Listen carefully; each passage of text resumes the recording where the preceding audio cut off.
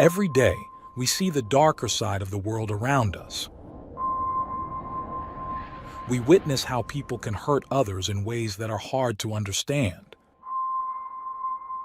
It's a sad part of life, but it's something we can't ignore. As someone who dives into the world of crime, I'm here to share the most shocking stories and try to understand what drives people to do such things. I'm Michael, and today, I've got another unreal true crime story for you. On a quiet Thursday night, May 19th, 1983, Diane Downs, a 27-year-old mother, drove along Old Mohawk Road near Springfield, Oregon. Her children, Christy, 8, Cheryl, 7, and Danny, 3, were seated in the back of her bright red car. Diane navigated the dark, empty road confidently. Driving at night on secluded roads was nothing new to her, and she felt at ease, expecting to reach home soon. But that night took a tragic turn. A shadowy figure appeared on the roadside, a man with disheveled hair. Diane stopped her car and stepped out, curious or perhaps cautious. As she approached, the man suddenly revealed a gun, demanding her car keys. When she refused, the situation escalated quickly. He moved toward the vehicle and fired shots into the car, injuring the children inside. Diane's instincts kicked in. She pretended to throw the keys, attempting to distract him, but in the chaos, he shot her in the arm before she managed to jump back into the driver's seat.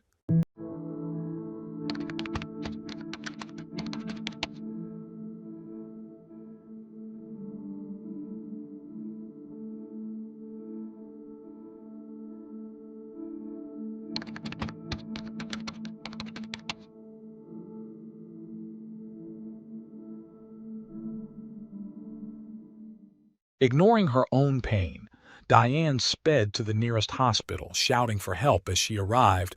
"Somebody shot my kids!" Medical staff rushed to the scene, pulling her bloodied children from the car. 2 were found in the back seat, but Cheryl, the middle child, was lying motionless on the front floorboard.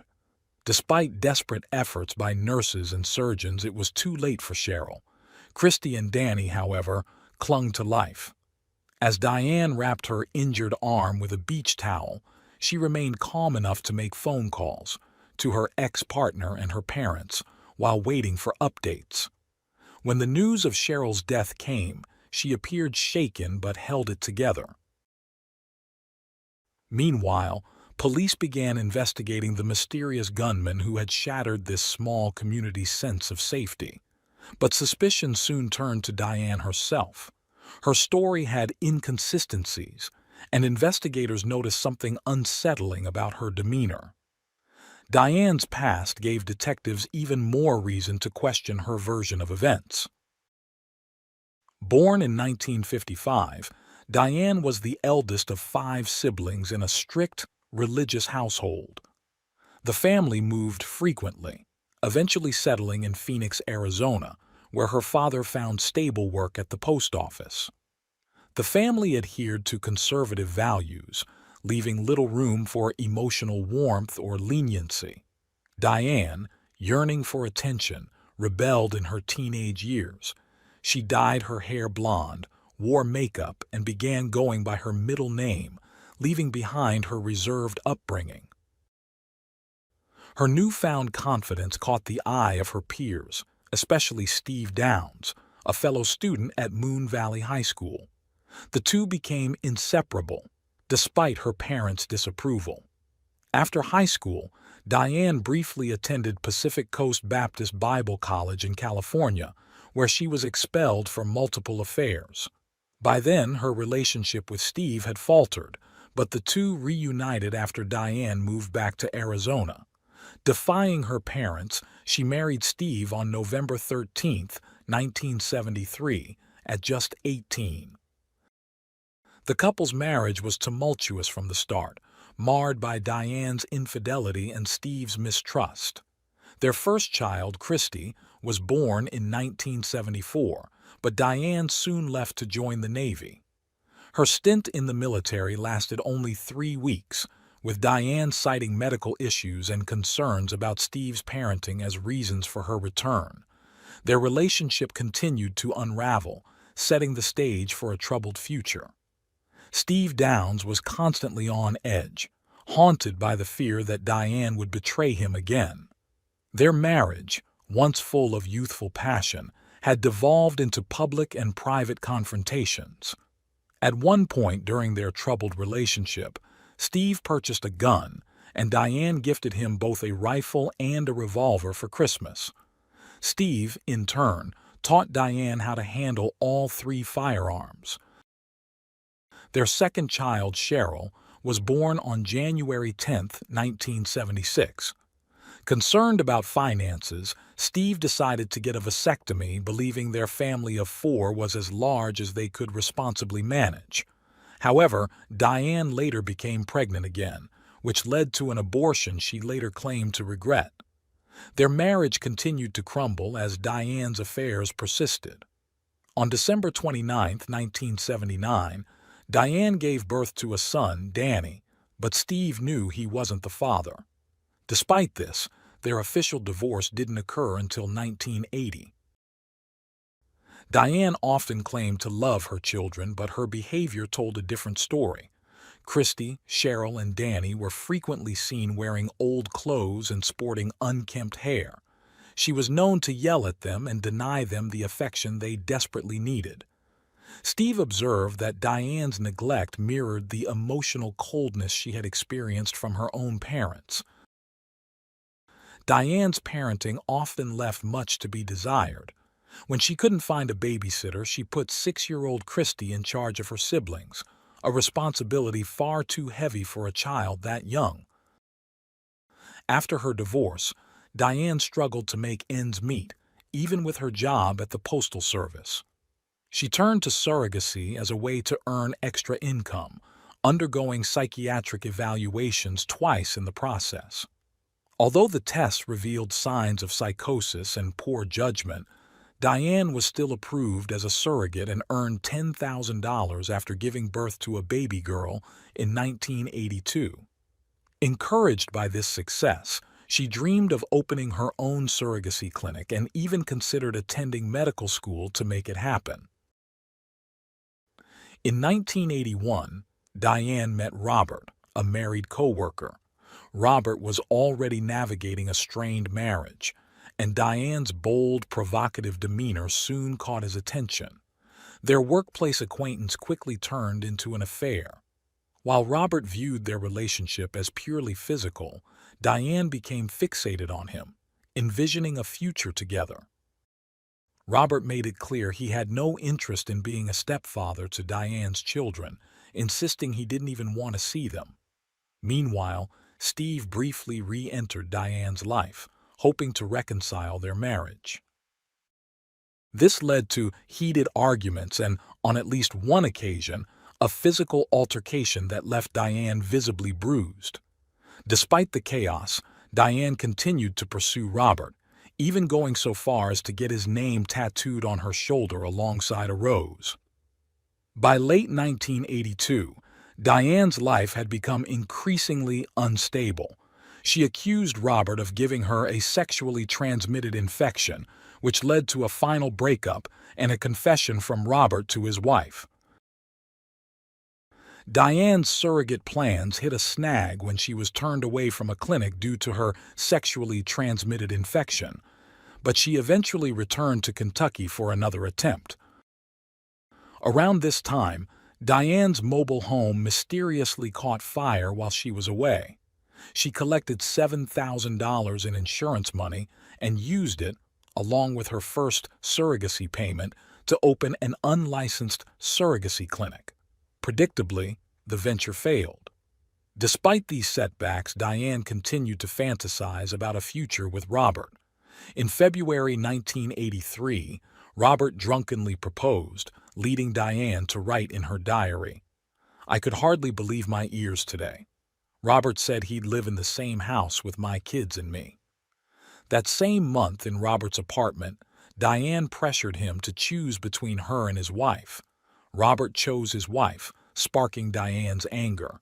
He left the apartment, calling his wife from a phone booth. She picked him up and they returned to their home, but Diane wasn't done. She followed them, pounding on their door and ringing their phone throughout the night. Sometime after, Diane revealed she'd secured a job transfer and would be moving to Oregon in April, taking her children with her. Then, one day, Robert and Diane crossed paths at work once again. Despite everything, they resumed their affair. Diane, with only weeks left before her move, stayed with Robert temporarily. He even got a rose tattoo to match hers, though his excluded her name. By April, Diane left Arizona for Oregon and Robert returned to his wife. But her obsession didn't stop there. She bombarded Robert's house with letters and packages, all of which Robert returned unopened. Meanwhile, Diane's ex-husband, Steve, discovered his firearms, 3 in total, were missing. He suspected Diane had taken them but didn't think much of it, reasoning she needed protection as a single mother in a new state.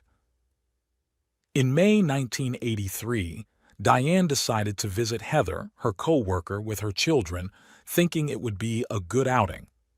On their way home, Diane claimed she stopped when she saw a man signaling for help. She said she stepped out of the car and he demanded her keys. When she refused, gunshots rang out. She rushed to the hospital with her injured children. Initially, Cheryl went unnoticed until Diane called out that her daughter was on the floor and hadn't moved. Medical staff found Cheryl lifeless, with 2 gunshot wounds in her back. Efforts to revive her failed. She had been dead on arrival. Cheryl was just 7 years old. Christy was critically injured, having suffered a stroke and massive internal damage. A bullet remained lodged in her body while another had torn through her chest, collapsing her right lung and causing a hemorrhage in her left. Her heart stopped during surgery, but doctors managed to restart it and stabilize her enough for later procedures. Danny, awake but terrified, had a bullet wound near his spine. He struggled to breathe, requiring chest tubes for assistance. Doctors feared he might never walk again. While her children fought for their lives, Diane's behavior raised eyebrows. Hospital receptionist Judy Patterson noticed Diane's injuries were superficial compared to her children's life-threatening wounds. Diane casually washed her arm in the restroom before calling her parents, and oddly, Robert. When speaking with her mother, Diane described the events leading to the shooting, claiming her kids had been laughing and talking when a man stopped her to demand her keys. But later, to police, she said her children were asleep at the time. The police arrived to investigate and offered to take Diane to the crime scene. As they passed Diane's car, she asked, "I hope my car's okay. Does it have any bullet holes in it?" Diane led the authorities to the scene of the crime, recalling vague details, including what she described as an icky yellow car that supposedly belonged to the attacker. However, no such vehicle was found. As Diane began complaining about the pain in her arm, the police officer called for another officer to take her and her father back to the hospital, while he stayed behind to continue searching for evidence. Upon returning to the hospital, Diane was informed of Cheryl's death and the critical condition of Christy and Danny. Her reaction was unsettling. When told Danny might survive, she remarked, "Do you mean the bullet missed his heart?" "Whew!" A response that baffled hospital staff and law enforcement alike. The detectives pulled Diane aside for questioning. Both noted her calm demeanor, which seemed unnervingly rational for someone who had just experienced a violent attack on her children. They recognized the wound on Diane's arm as consistent with cases where a perpetrator inflicted a self-inflicted injury to divert suspicion.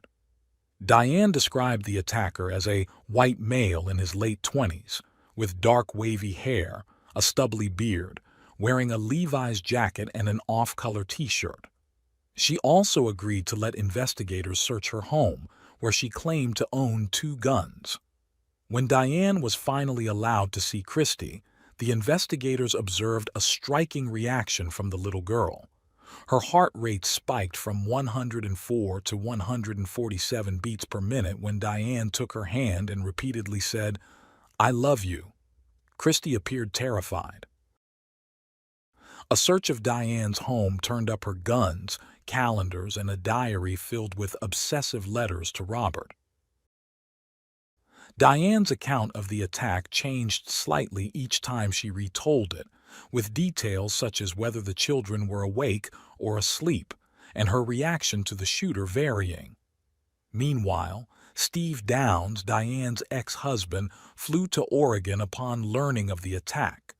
Despite Danny not being his biological child, he expressed concern for all three children.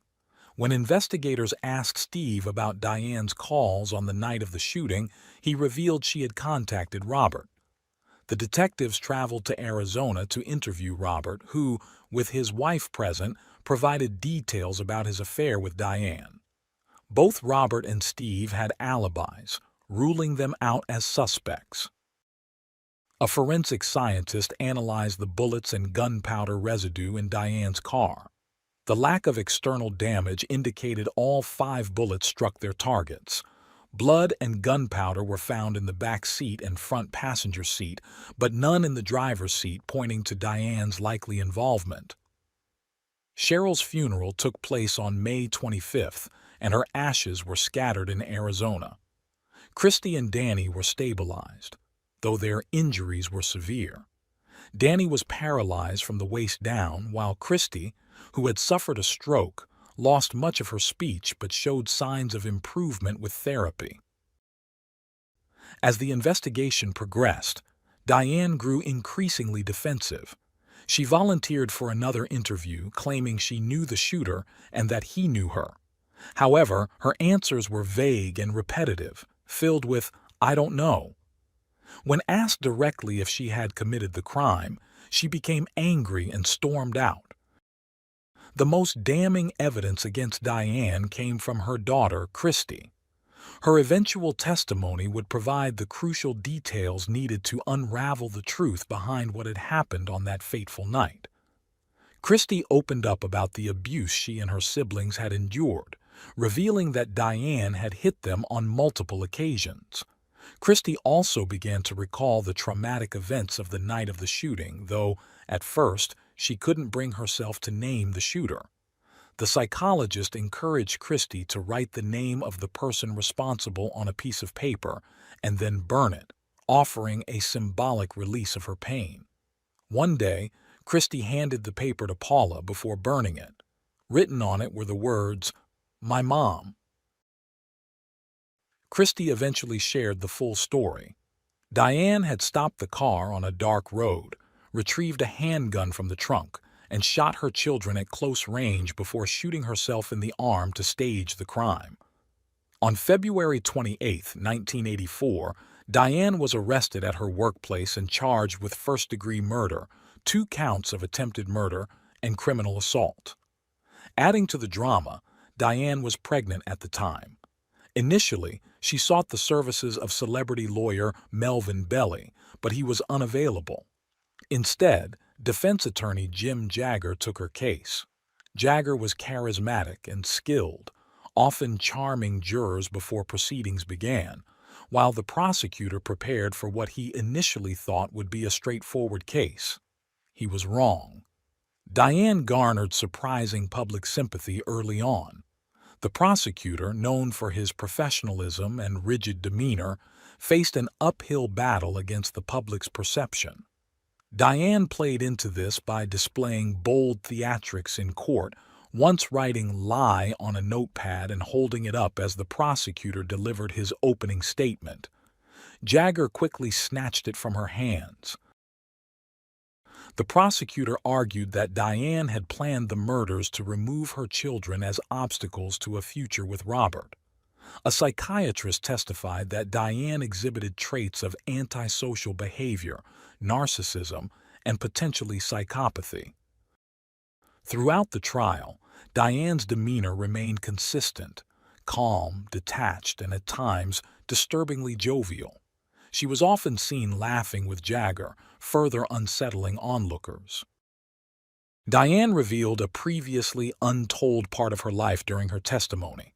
She claimed her father had sexually abused her when she was 12, taking her to isolated places and entering her room at night. While Diane spoke about these incidents in detail, her father vehemently denied the allegations. Diane's mother testified that Diane had been emotional on the night of the shooting, contradicting the testimonies of doctors and nurses who described her as composed and indifferent. One of the most memorable moments of the trial came when the prosecution played the song Diane claimed was playing during the shooting. To the shock of everyone in the courtroom, Diane hummed along, seemingly oblivious to the gravity of the situation. The most powerful testimony came from Christie herself. Despite her young age and lingering trauma, Christie summoned immense courage to take the stand. She trembled and cried, often losing composure whenever Diane made eye contact with her. Yet, she managed to tell the court that her mother had shot her and her siblings before inflicting a superficial wound on herself. Jagger attempted to discredit Christie's testimony, suggesting she had been coached, but Christie stood firm. During the trial, Diane gave birth to a baby girl. In a television interview, she remarked, "You can't replace children, but you can replace the effect they give you. They give me love, satisfaction, stability, and a reason to live." This statement only fueled public outrage. On June 17, 1984, Diane was found guilty and sentenced to life in prison plus 50 years, with a minimum of 25 years before parole eligibility. Steve Downs, deemed unfit as a guardian, lost custody of Christie and Danny. In 1986, the prosecutor and his wife adopted the two children, providing them with a stable and loving home to recover from the horrors inflicted by Diane. In 1989, Diane escaped from the Oregon Women's Correctional Center, evading capture for 10 days. A massive manhunt involving 14 states ended when she was found hiding in the home of a fellow inmate. The courts added 5 years to her sentence. Following her recapture, Diane was interviewed on The Oprah Winfrey Show. The interview was a chaotic display of Diane's personality. She deflected direct questions with long, convoluted answers, made sarcastic comments, and even cracked inappropriate jokes. Diane, labeled a dangerous offender by the state of Oregon, became eligible for parole hearings every 2 years after serving her initial 25 years. At her first hearing in 2008, she maintained her innocence, doubling down on her original story. The district attorney countered her claims by highlighting her inconsistencies and refusal to take responsibility. Diane's hearings in 2010 and 2020 were similarly denied. Despite overwhelming evidence, Diane retains a small but vocal group of defenders. Her father publicly supported her until his death in 2017, even offering $100,000 to anyone who could provide evidence proving her innocence. Diane's brother runs a Facebook group, Free Diane Downs. Diane's supporters often point to James Clare Haynes, a local man who allegedly boasted about shooting Diane and her children. Affidavits from acquaintances claim Haynes admitted to the crime, but these claims are considered hearsay in court. While Haynes had a criminal record and a history of violence, no physical evidence links him to the shootings. Christie and Danny, now adults, have largely kept their lives private, occasionally speaking about their mother in public. Christie named her daughter after her late sister Cheryl, honoring her memory. Diane's youngest child, born shortly before her sentencing, was adopted and named Rebecca, or Becky. As an adult, Becky opened up about learning the truth of her origins. Though she always knew she was adopted, it wasn't until she tricked a babysitter into revealing information that she began piecing together. The revelation pushed Becky into a downward spiral. She struggled with substance abuse, dropped out of high school, and rebelled against her adoptive family. At 21, feeling lost, she reached out to Diane for the first time. While their initial exchanges were positive, Diane's obsessive and paranoid nature soon emerged. She claimed Becky was being watched as part of a conspiracy and eventually accused her of complicity. Becky severed all contact, later expressing deep regret for ever reaching out. Today, Becky has rebuilt her life. She married, started a family, and overcame personal struggles, including a battle with lupus. She now runs a non-profit dog breeding business, finding fulfillment in her work and family. As of 2024, Diane Downs is serving her sentence at the Central California Women's Facility. At 69 years old, she remains one of the most infamous figures in true crime, and it is unlikely, thankfully, that she will ever be released.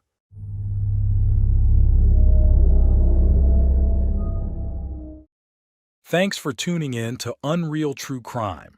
If you're intrigued by mysteries from around the world, check out our new channel, Latin Crimes, where we dive into the gripping true crime stories of Latin America. Don't miss out. Subscribe now for more thrilling investigations.